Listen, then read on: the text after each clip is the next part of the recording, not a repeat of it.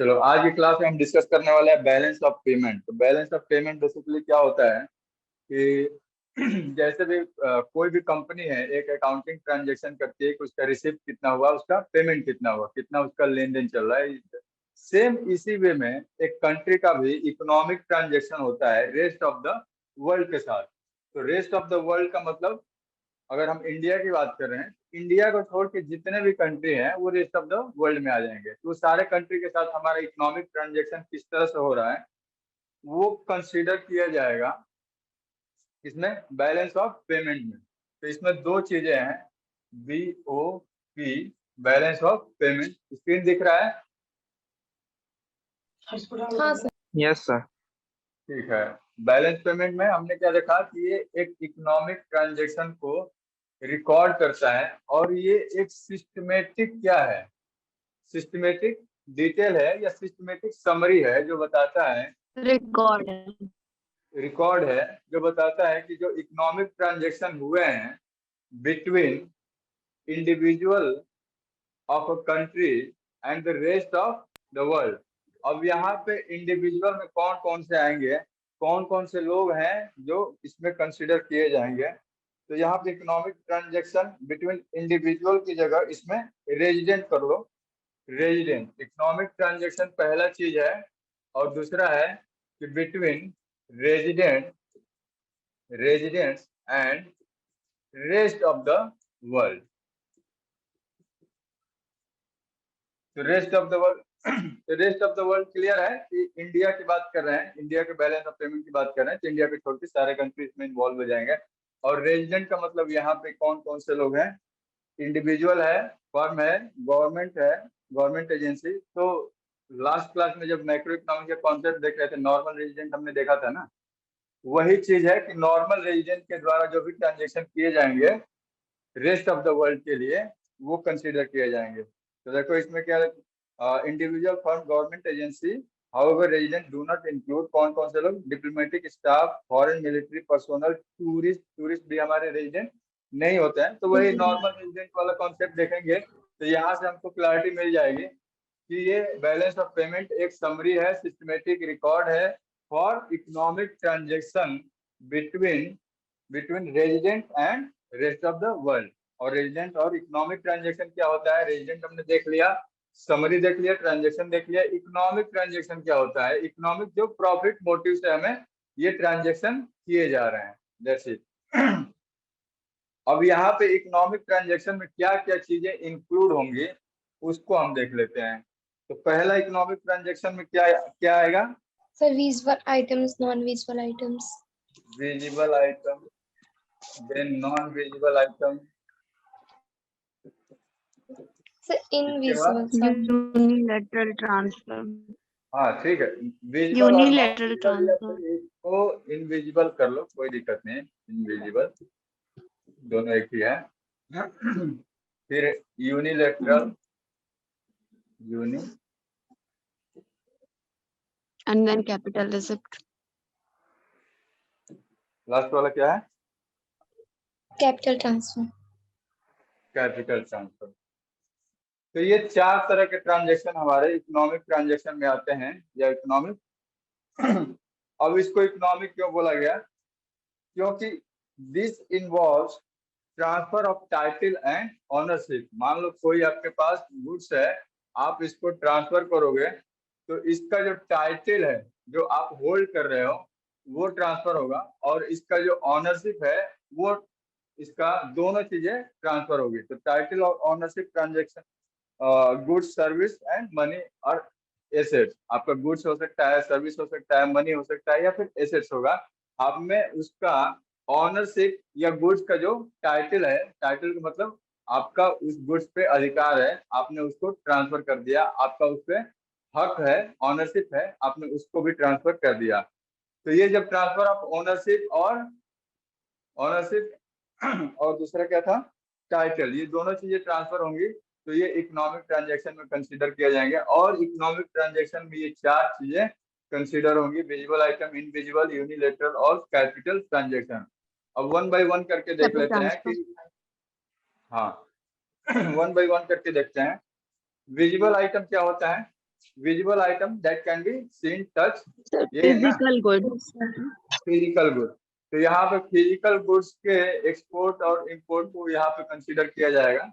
और यहाँ पे इनविजिबल का मतलब हम जिसको देख नहीं सकते हैं, छू नहीं सकते हैं। ये हो गया फिजिकल गुड्स।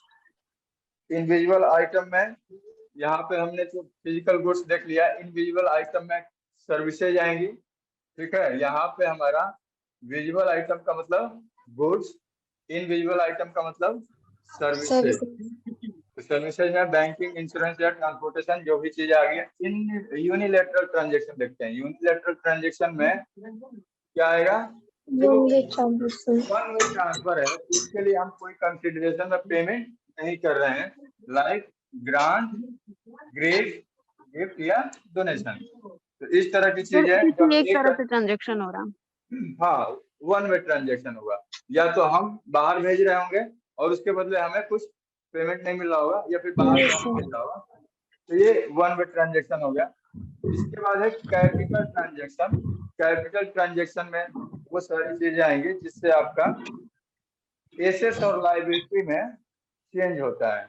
एसेट और लायबिलिटी पोजीशन में आपके कंट्री का चेंज आता है, और ये कंसीडर करते हैं थ्रू बोरोइंग या सेल ऑफ एसेट्स।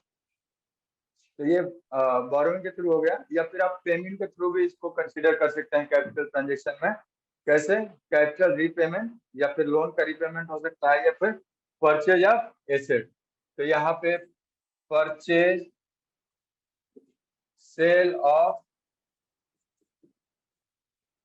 एसेट्स, और इसके बाद purchase and sale of assets के अलावा ये हो गया आपका बोरोइंग और लेंडिंग। बोरोइंग और लेंडिंग, इसमें दोनों ट्रांजेक्शन आ जाएंगे।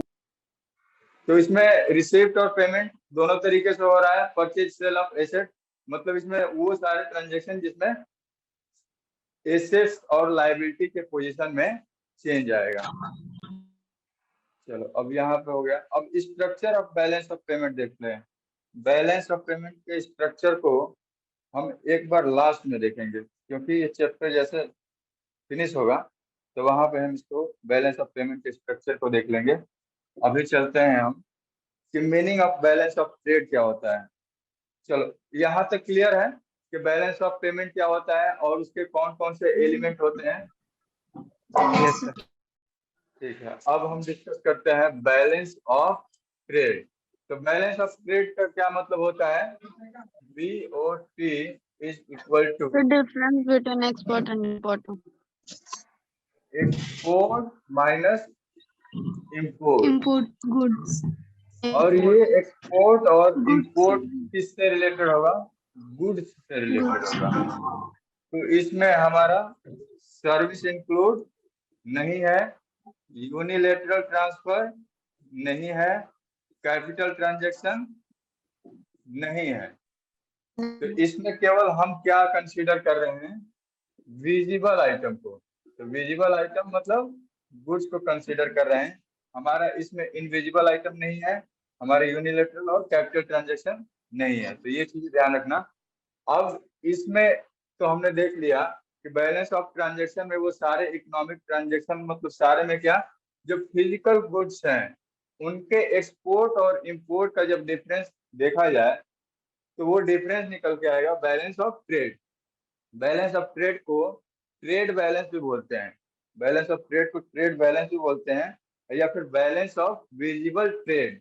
बैलेंस ऑफ विजिबल ट्रेड क्यों बोल रहे हैं, क्योंकि हमने केवल विजिबल आइटम को ही इसमें कंसीडर किया है। गुड। उसके बाद है balance on balance of trade. ये तो हमने देख लिया कि बैलेंस ऑफ ट्रेड क्या होता है। अब हम देखते हैं कि balance on balance of trade क्या होगा। Balance on balance of trade,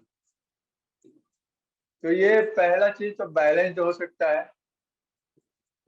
balance का मतलब BOT इज इक्वल टू, हमने क्या लिखा था, एक्सपोर्ट माइनस इंपोर्ट। तो ये बैलेंस कब होगा? जब export is equal to import equal होगा, मतलब जितना एक्सपोर्ट है उतना ही हमारा इम्पोर्ट है, सिंपल। दूसरा क्या है? सरप्लस। सरप्लस बीओटी कब होगा? Surplus Export is more than import. जब हमारा एक्सपोर्ट हो जाएगा, E is more then I. और तीसरा चीज है इसमें deficit. Deficit. Deficit deficit BOT कब होगा? Import ज्यादा जब होगा। export कम हो जाएगा। हाँ, जब हमारा एक्सपोर्ट लेस देन इंपोर्ट है या फिर import is more than export है। स्टेटमेंट किसी तरह से भी फ्रेम किया जा सकता है, लेकिन द थिंग इज कि क्या ज्यादा होगा क्या कम होगा वो हमें कंसीडर करना चाहिए और उससे मीनिंग निकल के आएगा। तो सरप्लस में क्या है कि हमारा एक्सपोर्ट ज्यादा होगा और डेफिसिट में हमारा एक्सपोर्ट कम होगा।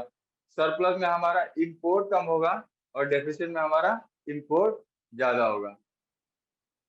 चलो, तो ये हो गया हमारा बैलेंस ऑफ ट्रेड का बैलेंस। तो मीनिंग क्लियर है और बैलेंस क्लियर है। एक डिफरेंस वाले पार्ट से इसको एक पॉइंट थोड़ा सा और हम इसमें ऐड करेंगे। जब हमने डिस्कस किया तो मीनिंग इसका हमने डिस्कस कर लिया। कंपोनेंट में अगर डिस्कस करें तो BOT include only visible item, ये भी हमने कंसीडर कर लिया। इसका डिफरेंस हम किससे देख रहे हैं? बैलेंस ऑफ पेमेंट से। तो डिफरेंस में हम देखते हैं, डिफरेंस यहाँ निकालते हैं BOT versus BOP, balance of payment. तो पहले तो हमने इसको मीनिंग देख लिया पहले ही पॉइंट में कि दोनों में डिफरेंस क्या है। तो मीनिंग हमको क्लियर है कि बीओटी और बीओपी क्या होता है। दूसरा क्या है हमारा, अगर कंपोनेंट देखें तो कंपोनेंट में बीओटी में हम क्या कंसीडर कर रहे हैं? Only visible item. लेकिन वहीं बीओपी में क्या क्या कंसीडर हो रहा है? वो चारों कंपोनेंट जो हमने डिस्कस किए, कौन कौन से? विजिबल, इनविजिबल, यूनिलैटरल ट्रांसफर और कैपिटल ट्रांजैक्शन। तो वो चार आइटम, तो ये हमारा बीओपी हो गया। इसके अलावा और पॉइंट ऑफ डिफरेंस क्या है? Capital transaction does not record capital. ये हमारा जो बीओटी है इसमें किसी भी तरह का कैपिटल ट्रांजैक्शन को हम रिकॉर्ड नहीं करते हैं, नो कैपिटल ट्रांजैक्शन। और इसमें क्या है कि इसमें all transaction including capital transaction are recorded. इसके बाद पॉइंट ऑफ डिफरेंस क्या है? एक ये सिंपल लिख देंगे कि ये नैरो स्कोप है और ये बीओपी के अंदर आता है, ठीक है। बीओटी पार्ट ऑफ बीओपी और यहाँ पे ये क्या है? वाइडर स्कोप है और बीओपी के अंदर बीओटी आता है। सिंपल, एक को एक्टिव और पैसिव बना लो। चलो, सेटलमेंट में लास्ट पॉइंट ऑफ डिफरेंस इसका देख लेते हैं, सेटलमेंट। तो सेटलमेंट के अंदर हम क्या देखते हैं कि अनफेवरेबल अगर बीओटी आता है, अनफेवरेबल बीओटी का मतलब यहाँ पे हमने अगर डिस्कस किया, ये वाला सरप्लस है, इसको हम फेवरेबल बीओटी भी बोलते हैं, फेवरेबल क्योंकि हमारा सरप्लस में है। और ये क्या है? अनफेवरेबल है। कौन सा? डेफिसिट वाला part unfavourable balance of trade भी कहलाएगा। और इसके अलावा ट्रेड बैलेंस भी, हाँ इसके कई सारे नाम हैं, वो सारे मैंने जिक्र कर दिया है।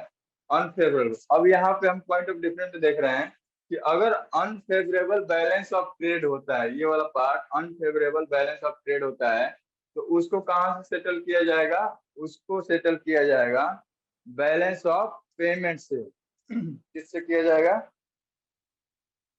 Net out favourable balance of payment. Unfavourable BOT होगा तो उसको फेवरेबल बीओपी से मेट आउट किया जाएगा, कंप्लीट किया जाएगा। लेकिन वहीं दूसरी तरफ अगर अनफेवरेबल बैलेंस ऑफ पेमेंट है, अनफेवरेबल बैलेंस ऑफ पेमेंट अभी आगे डिस्कस कर लेंगे क्या होता है, वो can not be met out of favourable BOT. समझ रहे हो? अगर सरप्लस बीओटी है तो surplus BOT balance of trade से हम डेफिसिट बैलेंस ऑफ पेमेंट को कंप्लीट नहीं कर सकते हैं। अब यहाँ पे देखते हैं components of balance of payment में किस किस तरह के ट्रांजैक्शन होते हैं। पहले तो हमने चार जो आइटम देखा था वो इकोनॉमिक ट्रांजेक्शन थे। अब कंपोनेंट यहाँ पे देखेंगे, component of balance of payment.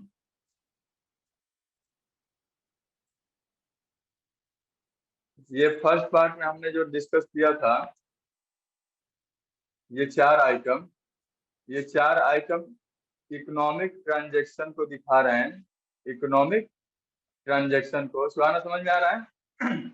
और हाँ ये सर। इकोनॉमिक ट्रांजैक्शन को चार पार्ट में हमने डिसाइड किया बैलेंस ऑफ पेमेंट के अंदर में।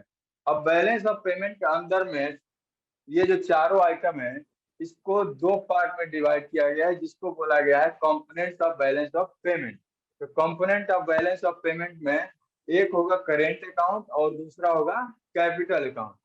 करेंट अकाउंट में कौन कौन सी चीजें आएंगी, ये वाली तीन चीजें टॉप की ले लो, विजिबल, इनविजिबल और यूनिलेटरल ट्रांजैक्शन, ये करेंट अकाउंट के पार्ट है।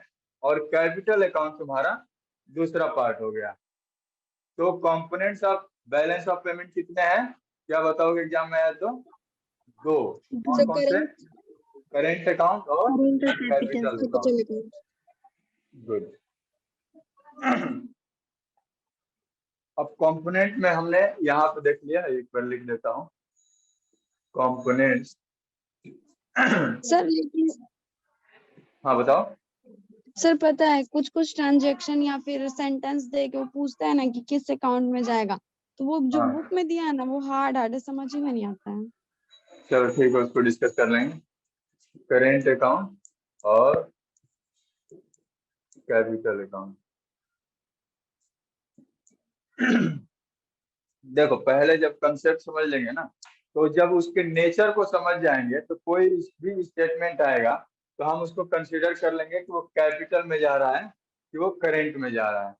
तो देखता हूँ अगर कुछ क्वेश्चन मिलता है लास्ट में तो उसको डिस्कस करेंगे ताकि और थोड़ा सा हमें क्लैरिटी मिल जाएगी। तो करेंट अकाउंट में ट्रांजेक्शन में क्या है, एक तो मेजर ब्रॉड डेफिनेशन उसके बेसिस पे हम डिफाइन कर लेते हैं कि करेंट और कैपिटल में डिफरेंस क्या है।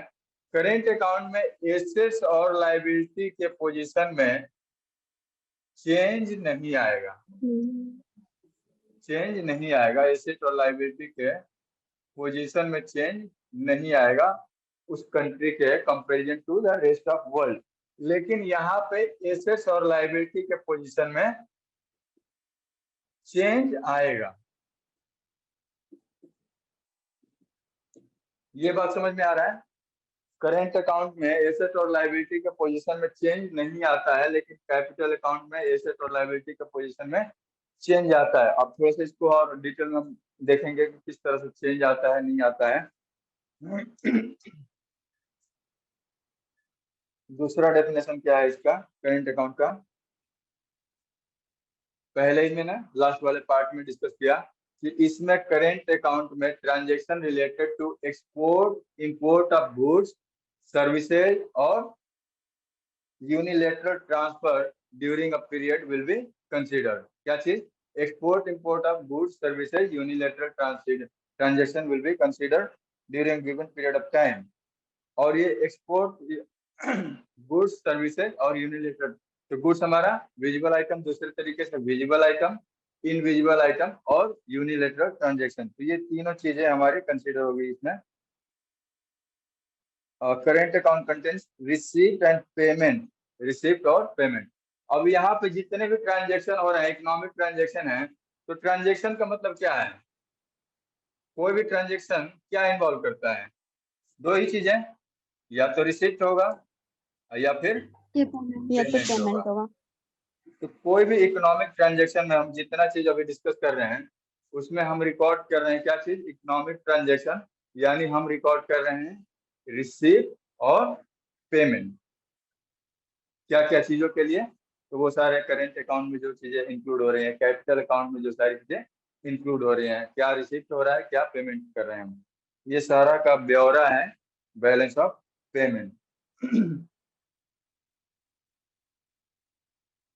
Components of current account. अब यहाँ पे हमने कंपोनेंट्स देखा था, ये बैलेंस ऑफ पेमेंट का, उसमें पहला हमने डिस्कस किया करेंट अकाउंट। अब करेंट अकाउंट के भी कंपोनेंट्स होंगे। और वो डेफिनेशन में ही हमने डिस्कस कर लिया। पहला कंपोनेंट क्या होगा? Export import of Sir, visible visible. Item. Export import of visible item. Export import of visible item यानी हमारे गुड्स हो गए जिसे हम देख सकते हैं, कोई भी गुड्स हो गया उसको हम इसमें रिकॉर्ड करेंगे। और हमारा अभी मैं एक एग्जांपल भी तुम लोग को दिखाऊंगा, ऑनलाइन दिखाऊंगा उसको मैं। चलो ठीक है। Payment of import for the goods is written on the negative and debit side. चलो ये तो मैं लास्ट में डिस्कस करूंगा। ट्रेड बैलेंस हो गया, डेफिसिट हो गया, और इसी वाले पार्ट से अभी जो हमने ट्रेड डेफिसिट और ट्रेड सरप्लस अभी हमने जो डिस्कस किया वो करेंट अकाउंट के इसी पार्ट से निकल के आता है। करेंट अकाउंट के कितने कंपोनेंट हैं? 2 3 4, तीन ही है एक सर। चौथा भी है, छोटा सा पार्ट है। तो यूनिलेटरल ट्रांसफर तक हो गया, विजिबल इनविजिबल यूनिलेटरल ट्रांसफर। यहाँ पे जो पहला पार्ट है विजिबल वाला part,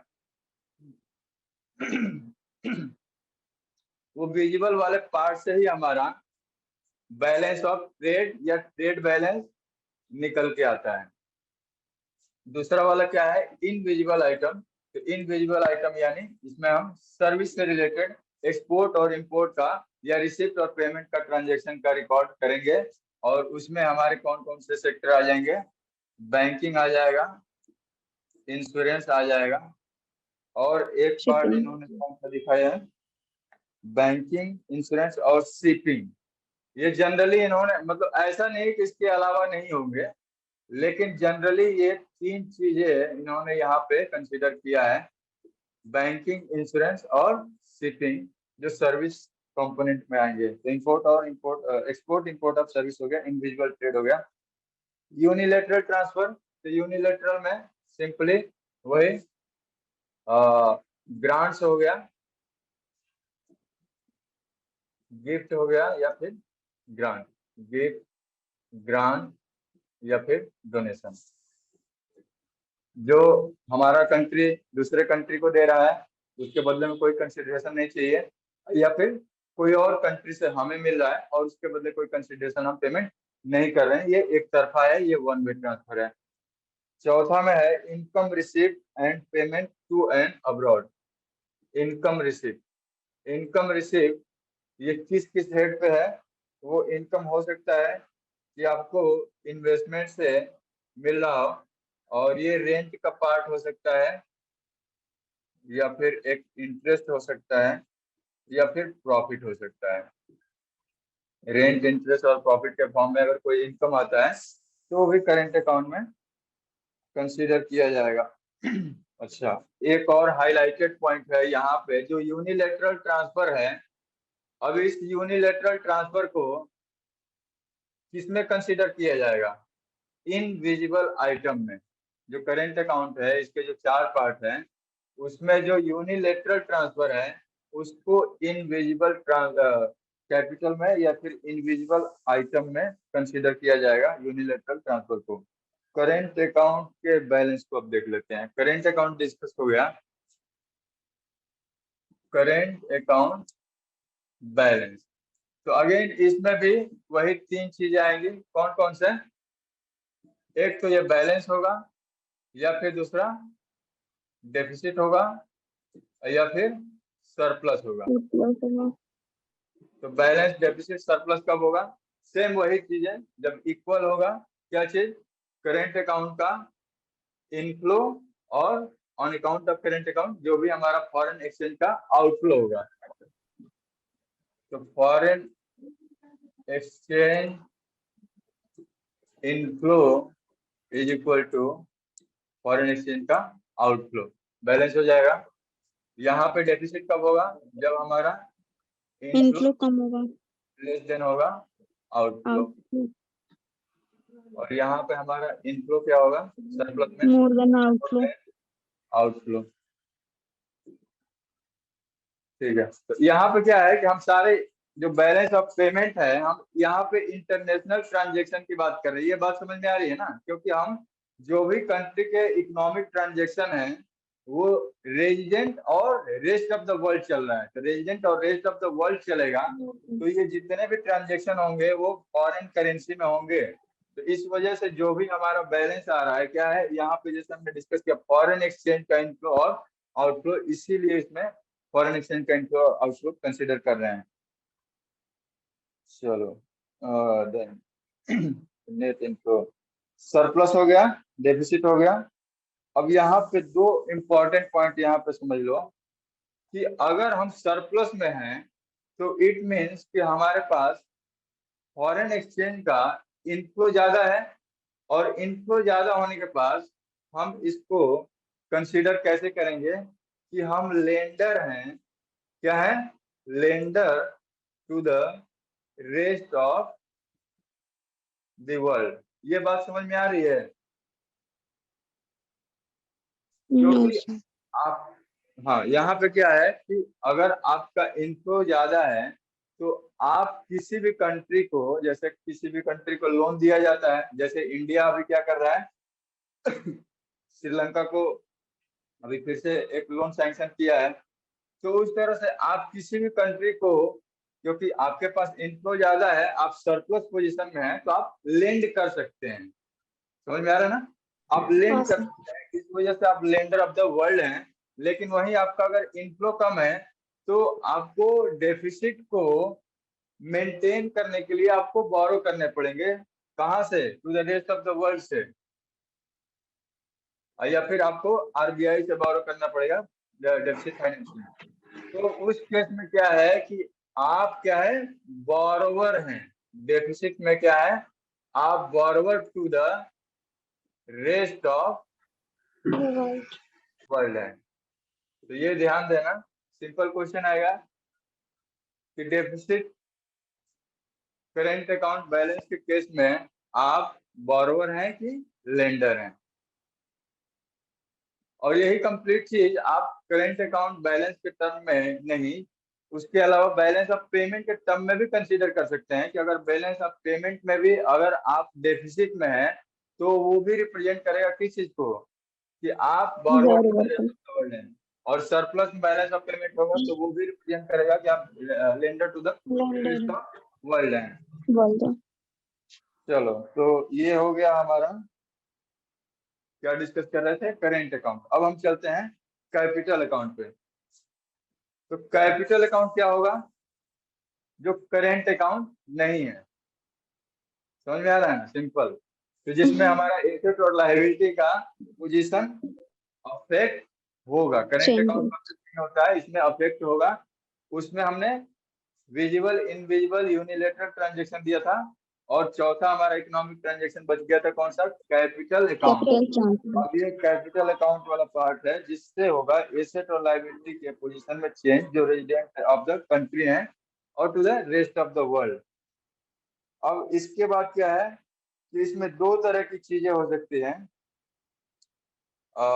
liability of final capital account is use for, दो पर्पस के लिए यूज होगा। अभी हम कंपोनेंट डिस्कस करेंगे तो ये और क्लियर हो जाएगा कि कैपिटल अकाउंट में क्या क्या ट्रांजेक्शन आते हैं। सिंपली हमें ये ध्यान रखना है कि इससे एसेट्स और लायबिलिटी के पोजीशन में हमारा क्या आएगा, चेंज आएगा between resident of a country and to the rest of world. Capital account किस तरह से यूज किया जाएगा, कैपिटल अकाउंट को हम दो तरीके से यूज कर सकते हैं। Finance deficit in current account, जब करेंट अकाउंट में हमने देखा कि करेंट अकाउंट में अगर डेफिसिट आती है, करेंट अकाउंट में अगर डेफिसिट आती है, डेफिसिट का मतलब क्या है कि इनफ्लो कम है आउटफ्लो से, जब ये डेफिसिट कम होगा तो कैपिटल अकाउंट से उसको सेटअप किया जाएगा। तो ये एक पहला बेनिफिट है कैपिटल अकाउंट का। और दूसरा है, ये डेफिसिट के अलावा अगर करेंट अकाउंट में सरप्लस होगा तो उस सरप्लस को कैपिटल अकाउंट के द्वारा एब्जॉर्ब किया जाएगा, या फिर कैपिटल अकाउंट के थ्रू उसका यूज किया जाएगा। तो कैपिटल अकाउंट के थ्रू उसका यूज करने का मतलब क्या है कि उससे हम एसेट्स परचेज करेंगे या फिर लाइबिलिटीज को पे ऑफ करेंगे। बात समझ रहे हो? अगर एक्सपोर्ट हमारा ज्यादा है तो हम सरप्लस में आएंगे, और सरप्लस में आने की वजह से वो सरप्लस को हम इस्तेमाल कहाँ करेंगे? कैपिटल अकाउंट में। तो जो भी करेंट अकाउंट का पार्ट है अगर वो डेफिसिट में है तो कैपिटल अकाउंट से सेटअप किया जाएगा, और सरप्लस में है तो वो कैपिटल अकाउंट में इस्तेमाल किया जाएगा। किस तरह से? कैपिटल अकाउंट में आपका कोई एसेट्स है या लाइबिलिटी उसी के पोजीशन में चेंज आता है तो आप उसको करेंट अकाउंट के सरप्लस से उसको यूज कर सकते हैं। अब कंपोनेंट्स इसके देख लेते हैं। कंपोनेंट्स हमारे इसके कौन कौन से हैं? Components of capital account. पहला क्या है? Borrowing and lending to and from abroad. पहला कंपोनेंट है बोरोइंग एंड लेंडिंग। lending, तो बोरोइंग और लेंडिंग किससे हम कर रहे होंगे? या तो हम बोरो कर रहे होंगे फॉरेन से, या फिर हम लेंड कर रहे होंगे फॉरेन को। ये एक्टिविटी पहला पार्ट हो गया कंपोनेंट ऑफ कैपिटल अकाउंट। तो बोरोइंग लेंडिंग हो गया। बोरोइंग और लेंडिंग किस तरह से हो सकता है और कौन करेगा? बाय प्राइवेट सेक्टर या गवर्नमेंट, और receipt of such loan and repayment of loan by foreigners और recorded on the positive side. चलो रिकॉर्डिंग का पॉजिटिव निगेटिव साइड तो इसको मैं लास्ट में करेंगे। तो पहला पार्ट हो गया कि कोई भी इंडिविजुअल या गवर्नमेंट या फिर प्राइवेट सेक्टर हम बोरो कर सकते हैं या फिर लेंड कर सकते lend हैं। कर सकते हैं। बोरोइंग के अलावा आप इन्वेस्टमेंट कर सकते हैं। तो इन्वेस्टमेंट में आप दो चीजें कर सकते हैं, एक एफडीआई कर सकते हैं और एक एफपीआई कर सकते हैं। तो एफडीआई में आपका जो भी इन्वेस्टमेंट होगा उस पर फुल कंट्रोल और ऑनरशिप होगा, और यहाँ पे फुल कंट्रोल नहीं होगा और ऑनरशिप भी क्या है? लिमिटेड होगा।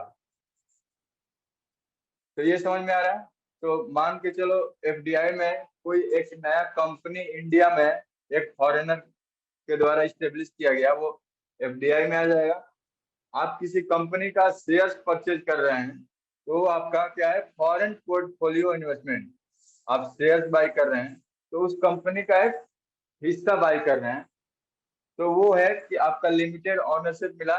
लेकिन अगर आपने कोई एक बड़ा इस्टेब्लिशमेंट या बड़ी कंपनी इस्टेब्लिश करी इंडिया में तो आपका उसमें फुल कंट्रोल भी होगा और ऑनरशिप होगा। इसलिए क्या है? फॉरेन डायरेक्ट इन्वेस्टमेंट इसको बोलते हैं। और ये क्या है? Foreign portfolio investment. Foreign portfolio investment में एफआईआई भी आते हैं, foreign institutional investor. Portfolio investor में क्या है कि कोई एक इंडिविजुअल हो सकता है जो आपकी कंट्री में इन्वेस्ट कर रहा है, या फिर आपकी कंट्री का इंडिविजुअल फॉरेन कंट्री में शेयर्स या सिक्योरिटी का परचेज कर रहा है। एफआईआई में क्या है कि कोई इंस्टीट्यूशनल इन्वेस्टर को जानते हो कौन होते हैं? जैसे तुम्हारा एलआईसी है, या फिर तुम्हारा पेंशन फंड है, इस तरह के, या फिर तुम्हारा म्यूचुअल फंड है। तो ये क्या है कि एक इंस्टीट्यूशन है। तो ये जब इंस्टीट्यूशन मिलके कोई इन्वेस्टमेंट करते हैं, मिलके मतलब एक बड़ा ऑर्गेनाइजेशन एक इन्वेस्टमेंट करता है, तो हम उसको कंसीडर करते हैं किसमें? Foreign institutional investment. अब बताओ ये दो चीजें समझ में आई? कैपिटल अकाउंट के दो कंपोनेंट, बोरोइंग और लेंडिंग, और इन्वेस्टमेंट। इन्वेस्टमेंट के दो रूप थे, एफडीआई और एफपीआई। एफपीआई में तुम्हारा एफआईआई भी इंक्लूडेड है। तो एफडीआई वर्सेस एफपीआई भी तुम लोग को मैंने बता दिया। अब इसमें क्या है? नेक्स्ट पार्ट हमारा फॉरेन एक्सचेंज रिजर्व। इसका तीसरा कंपोनेंट है फॉरेन एक्सचेंज रिजर्व। तो ये सिंपल है। फॉरेन एक्सचेंज रिजर्व में क्या है कि कैपिटल अकाउंट ट्रांजैक्शन में फॉरेन एक्सचेंज रिजर्व किस तरह से, ये आपका एक एसेट्स है जो फॉरेन करेंसी के फॉर्म में या फिर फॉरेन एसेट्स के फॉर्म में गवर्नमेंट आरबीआई के पास रखती है। तो जब गवर्नमेंट के ये फॉरेन एक्सचेंज रिजर्व है आरबीआई के पास, तो आरबीआई से जब ये विड्रॉ करते हैं तो फिर ये क्रेडिट में जाते हैं। अब चलो ठीक है, क्रेडिट वाला मैं पोर्शन लास्ट के लिए स्किप कर रहा हूँ क्योंकि वो सबके लिए एक ही है, तो इस वजह से मैं एक ही साथ उसको कवर कर दूंगा ताकि कोई कंफ्यूजन ना हो या फिर रेपिटेशन ना हो ज्यादा का एक ही चीज का। तो अब ये तीसरा चीज समझ में आ गया कि कंपोनेंट में हमारे फॉर कैपिटल अकाउंट के तीन चीजें हमने देख लिया। It must be noted that export and import of capital goods like plant and machinery, ये एक एक्सेप्शन है, याद रख लेना। क्योंकि हमने उसमें देखा था करेंट अकाउंट में कि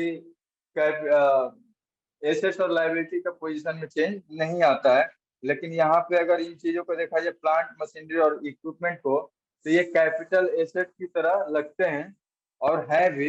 लेकिन द थिंग इज कि एक्सपोर्ट और import of capital goods like plant machinery equipment है, वो करेंट अकाउंट में ही हम उनको कंसीडर करते हैं under the visible item, not in capital account. ठीक है, कैपिटल अकाउंट में ट्रांजेक्शन नहीं होंगे।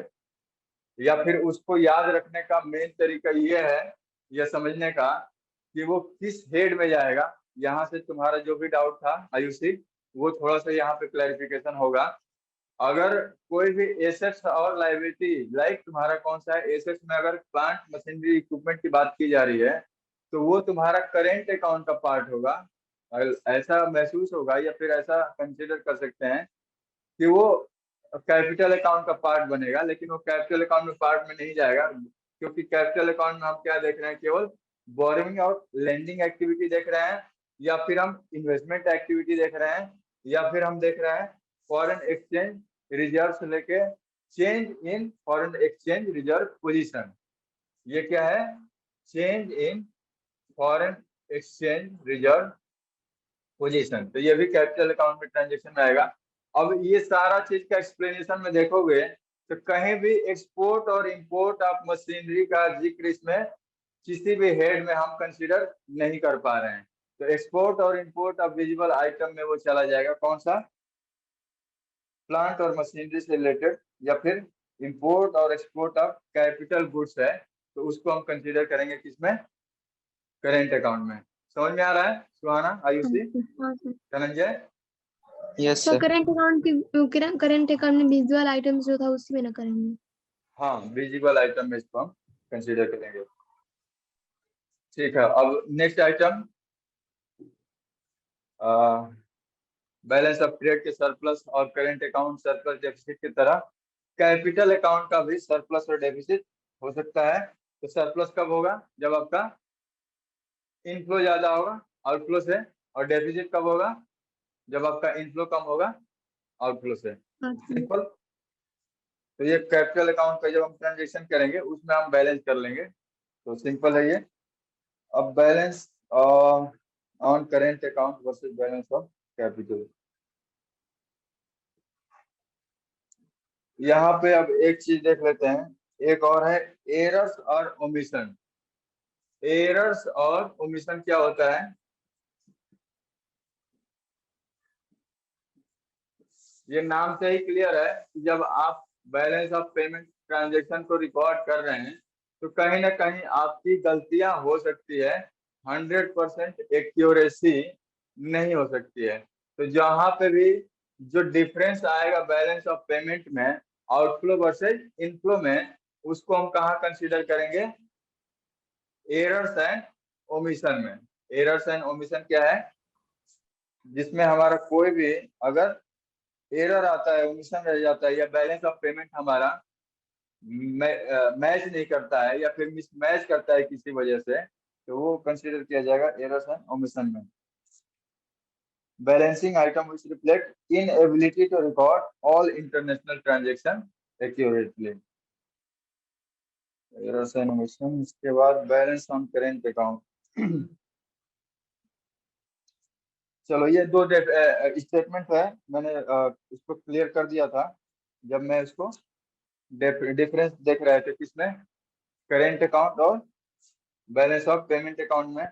सेम वही चीज है यहाँ पे भी कि अ deficit in current account must be settled bye surplus on capital account. तो वही जो हमने डिस्कस किया था बैलेंस ऑफ पेमेंट अकाउंट वाला, याद आ रहा है, कोरिलेट कर पा रहे हो कि नहीं? Unfavourable balance of BOP can be met out by favourable BOP. तो फेवरेबल बीओपी, तो यहाँ पे हमारे पास दो ही ट्रांजेक्शन है, दो ही कंपोनेंट है बैलेंस ऑफ पेमेंट के। तो अगर करेंट अकाउंट में डेफिसिट आता है तो बैलेंस ऑफ पेमेंट से सरप्लस से क्या क्या किया जाएगा, उसको सेटअप किया जाएगा। या फिर बैलेंस ऑफ ट्रेड में अगर सरप्लस है, करेंट अकाउंट में अगर सरप्लस है तो वो यूज किया जाएगा किससे, कैपिटल अकाउंट से। Capital account. स्टेटमेंट क्या है कि surplus in the current account must be matched by a deficit on capital account. अब यहाँ पे मैच और मिसमैच की बात करते हैं। तो अकाउंटिंग एंट्री जब हम करते हैं तो डेबिट हमारा क्या होता है, क्रेडिट के इक्वल होता है। तो ये हमारा एक अकाउंटिंग कॉन्सेप्ट है। लेकिन जब बैलेंस ऑफ पेमेंट हम ट्रांजेक्शन करते हैं तो बैलेंस ऑफ पेमेंट में क्या है, ये एक इकोनॉमिक ट्रांजेक्शन है। और जनरली क्या है कि हमारा एक्सपोर्ट और इंपोर्ट बराबर नहीं होता है। तो इस वजह से क्या है कि बैलेंस ऑफ पेमेंट में मिसमैच हो सकता है, बैलेंस ऑफ पेमेंट में मिसमैच हो सकता है। ये जरूरी नहीं है कि बैलेंस ऑफ पेमेंट हमारा डेबिट और क्रेडिट टैली करे। चलो, ये सारा डेफिनेशन करने के बाद और कॉन्सेप्ट देखने के बाद करेंट और कैपिटल अकाउंट का डिफरेंस क्लियर हो गया हो तुमको, तो मैं उसको एक्सप्लेन नहीं कर रहा हूँ। सीधे मैं ऑटोनॉमस और एकोमोडेटिव ट्रांजेक्शन पे पहुंचता हूँ। तो ऑटोनॉमस ट्रांजेक्शन क्या होता है? ऑटोनॉमस ट्रांजेक्शन का मतलब जितने भी हम करेंट अकाउंट के ट्रांजेक्शन किए और कैपिटल अकाउंट के ट्रांजेक्शन किए, वो सारे इकोनॉमिक ट्रांजेक्शन आएंगे किसमें, ऑटोनॉमस, ऑटोनॉमस। ऑटोनॉमस में, ऑटोनॉमस ट्रांजेक्शन और एकोमोडेटिंग ट्रांजेक्शन या फिर आइटम। ठीक है, तो ऑटोनॉमस आइटम का मतलब दोनों ही चीजें जिसमें हम ट्रांजेक्शन कर रहे हैं। और ऑटोनॉमस इसको क्यों बोल रहे हैं, यहाँ पे एक चीज ऐड कर देना कि हम इसको एक प्रॉफिट मोटिव से कर रहे हैं। इस वजह से प्रॉफिट मोटिव के वजह से इस इकोनॉमिक को एक्टिविटी को करने की वजह से हम इसको ऑटोनॉमस आइटम में कंसीडर कर रहे हैं। और इसमें करेंट अकाउंट और कैपिटल अकाउंट दोनों के ट्रांजेक्शन इंक्लूड किए जाएंगे। ऑटोनॉमस के बाद आता है एकोमोडेटिंग, एकोमोडेटिंग आइटम। अब जस्ट मैंने इससे पहले एक स्टेटमेंट दिया था कि हमारा इकोनॉमिक एक्टिविटी जो हम करते हैं किसमें, बैलेंस ऑफ पेमेंट में, वो जरूरी नहीं है कि वो टैली करे हमारा डेफिसिट और सरप्लस बैलेंस ऑफ पेमेंट हो सकता है। तो उस केस में क्या होगा, अगर डेफिसिट होगा तो उसको करेक्ट करने के लिए कुछ ट्रांजेक्शन किए जाएंगे, और सरप्लस होगा तो भी उसको करेक्ट करने के लिए कुछ ट्रांजेक्शन किए जाएंगे। करेक्ट का मतलब यहाँ पे ये जो डेफिसिट और सरप्लस है, ये क्या है, डिसइक्विलिब्रियम पोजीशन पे है, डिसइक्विलिब्रियम पोजीशन पे है। इक्विलिब्रियम कब होगा, जब हमारा एक्सपोर्ट इंपोर्ट या फिर इनफ्लो हमारा आउटफ्लो के बराबर होगा। तो यहाँ पे हमारा जब इनफ्लो आउटफ्लो के बराबर नहीं होगा तो दो चीजें हो सकते हैं, या फिर डेफिसिट हो सकता है या फिर सरप्लस हो सकता है।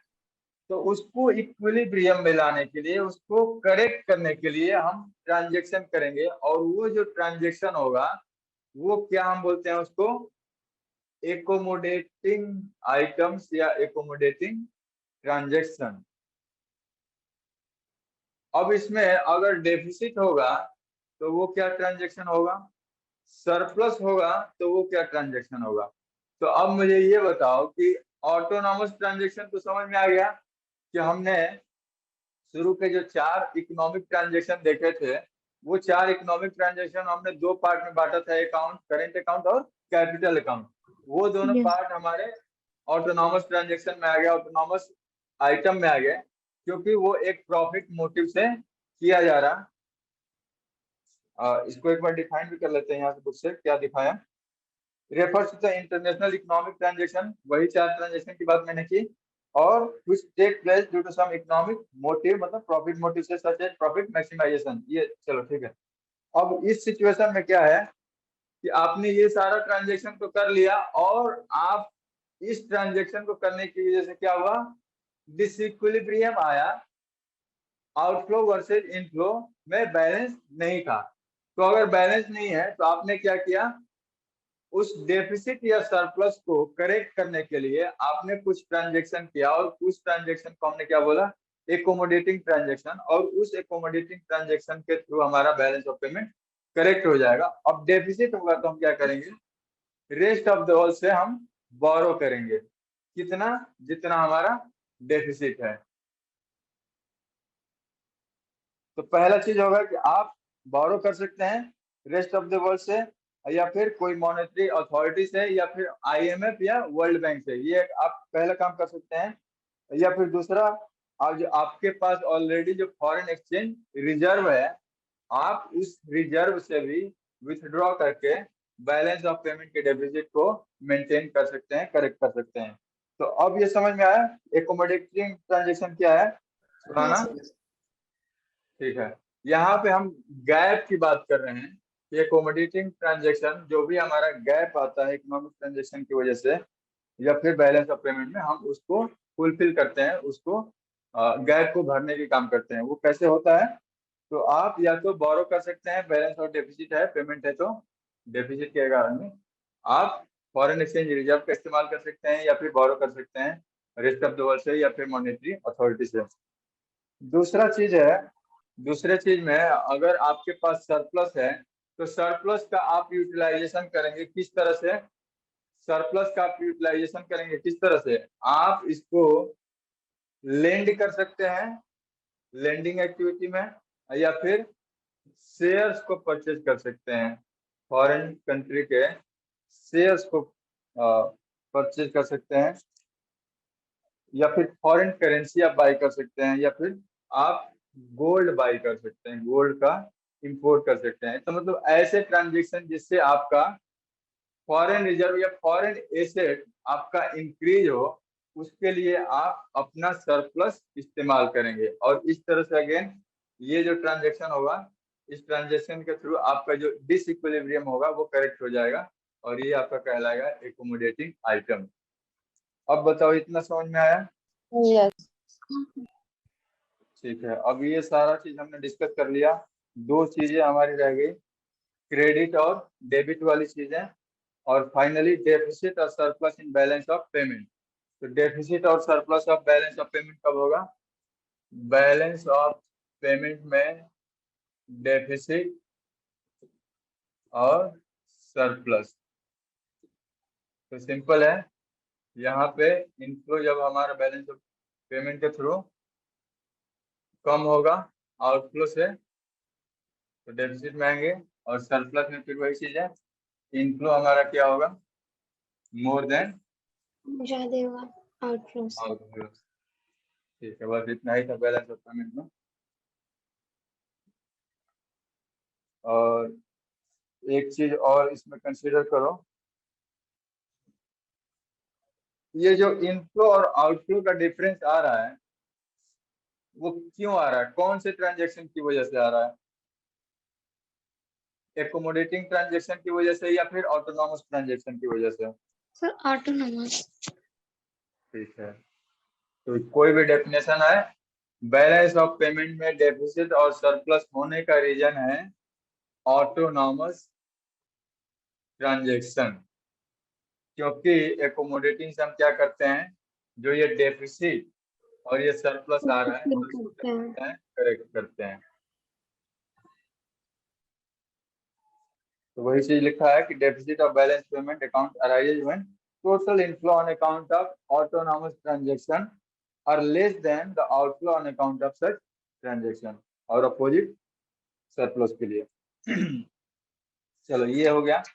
अब मेरे को लास्ट चीज बताना था, वो चीज मैं शुरू से स्किप करते आया, वो क्या था, structure of balance of payment. Structure of balance of payment. तो हमने क्या देखा कि ये डबल एंट्री सिस्टम पे हमारा बैलेंस ऑफ पेमेंट भी काम करता है। मतलब इसका एक साइड है क्या, डेबिट, और दूसरा साइड क्या है, क्रेडिट। तो डेबिट को हम क्या करेंगे, रिकॉर्ड करेंगे, और क्रेडिट को भी हम रिकॉर्ड करेंगे। तो डेबिट हमारा क्या है, रिसिप्ट है कि पेमेंट है? पेमेंट। डेबिट आपका पेमेंट है। तो पेमेंट आपका इनफ्लो है कि आउटफ्लो है? आउटफ्लो। आउटफ्लो है। आउटफ्लो। और क्रेडिट हमारा रिसिप्ट है कि पेमेंट है? अब तो क्लियर हो ही गया कि अब पेमेंट हो गया तो ये रिसिप्ट होगा, और इसलिए इनफ्लो हो गया। इनफ्लो है। तो अब जितने भी हमारे इनफ्लो होंगे उनको लिखा जाएगा किस साइड में, इनफ्लो को सरप्लस या फिर पॉजिटिव साइड में, क्रेडिट साइड में। और हमारा जो पेमेंट होगा उसको, पेमेंट को या फिर आउटफ्लो को हम डेबिट एंट्री में, उसको डेबिट एंट्री में कंसीडर करेंगे। ऑल इनफ्लोज आर या फिर source of foreign exchange are recorded on credit side. Credit side. All received या inflow are recorded on credit side, और ऑल आउटफ्लो या फिर payment use of of foreign exchange are recorded on debit debit side. Side. ठीक है, अब ये clear है। अब इसके अलावा अब कुछ इसमें छूट नहीं रहा, सारा चीज हमने कंसीडर कर लिया, कवर कर लिया। अब तुम लोग को यही चीज मुझे थोड़ा सा दिखाना था, इसको दिखा देते हैं।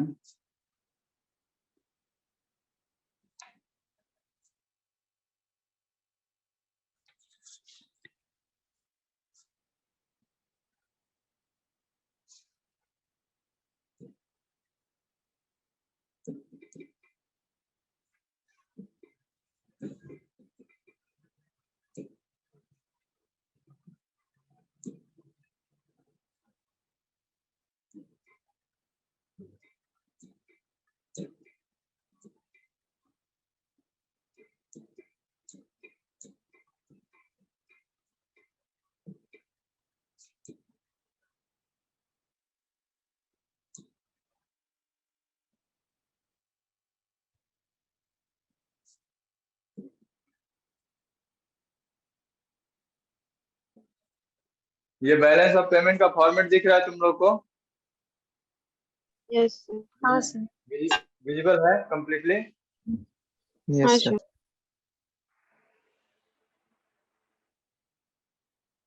अब इसमें देखो, ये रिसिप्ट और क्रेडिट साइड में दिख रहा है ना, ये रिसिप्ट क्रेडिट साइड दिख रहा है, और ये है तुम्हारा पेमेंट डेबिट साइड।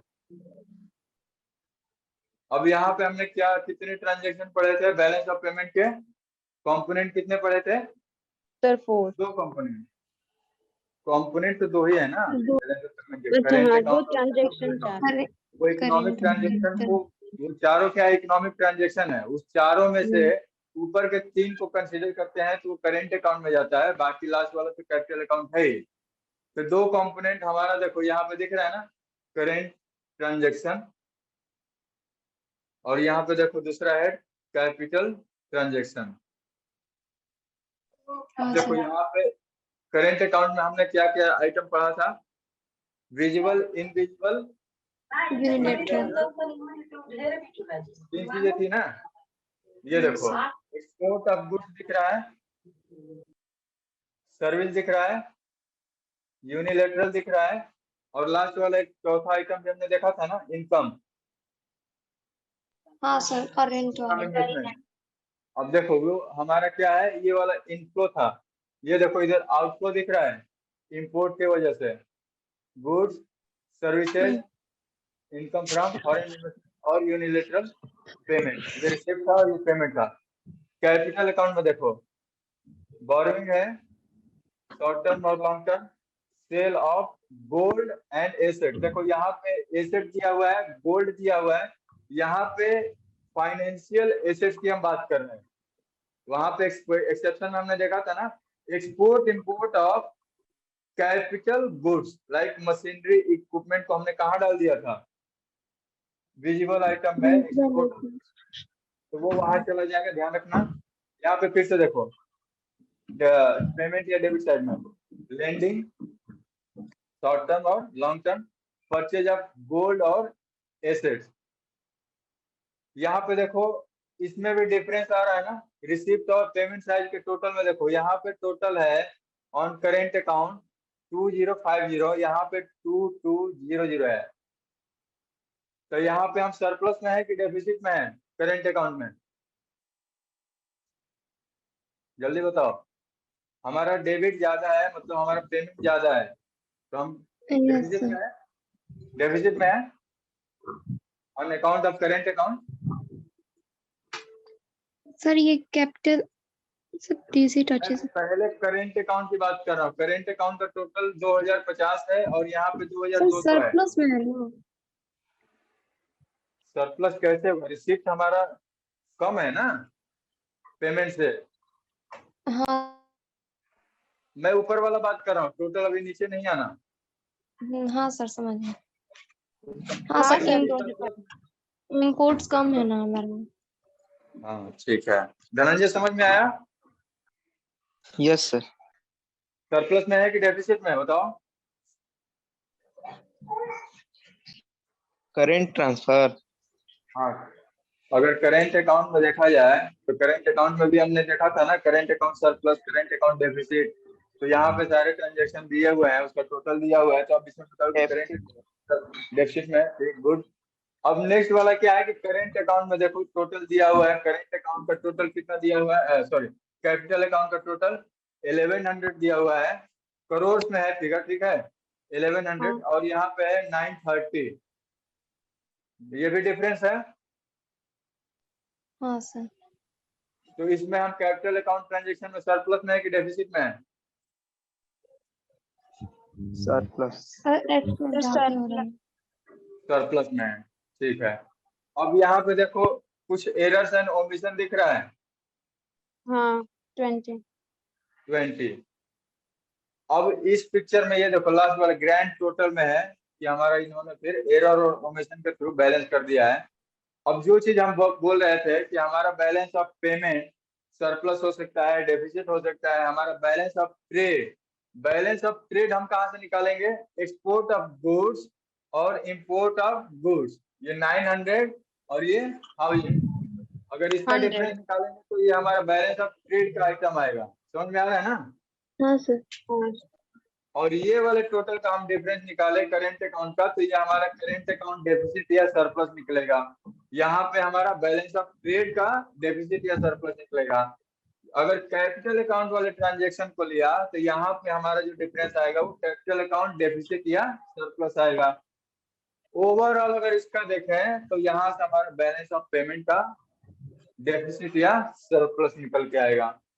अब देखो जो हम एक कंसेप्ट देख रहे थे कि अगर बैलेंस ऑफ ट्रेड में बैलेंस ऑन अकाउंट, ये सॉरी, जो करेंट अकाउंट डेफिसिट होगा वो कैपिटल अकाउंट के सरप्लस से मैच किया जाएगा, और फिर अगर करेंट अकाउंट में सरप्लस होगा तो वो मैच किया जाएगा, यूज किया जाएगा किसके थ्रू, कैपिटल अकाउंट के ट्रांजेक्शन के थ्रू।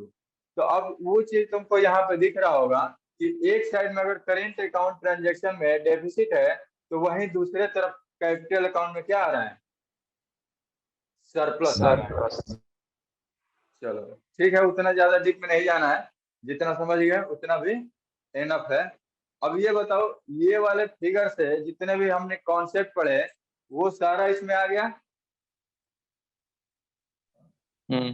हाँ तो थोड़ा सा बेटर क्लैरिटी मिला इस फिगर के थ्रू। हाँ सर।